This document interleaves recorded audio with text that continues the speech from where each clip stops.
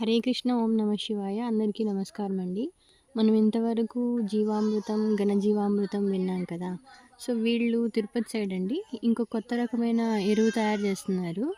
ఆ ఎరువు ఎలా తయారు చేస్తున్నారంటే ఆవు పేడ, బూడి అంటే పొయ్యిలో వచ్చే బూడిద, తర్వాత ఆకులు, ఎండిపోయిన ఆకులు, తర్వాత ఇంకా ఏంటంటే కుకింగ్ వేస్టేజ్.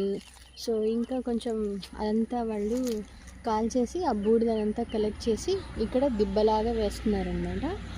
ఆ దిబ్బని ఇక్కడ వచ్చే ఎరువుని మన పంట పొలాలకి ఎక్కువ వాడుతున్నారు.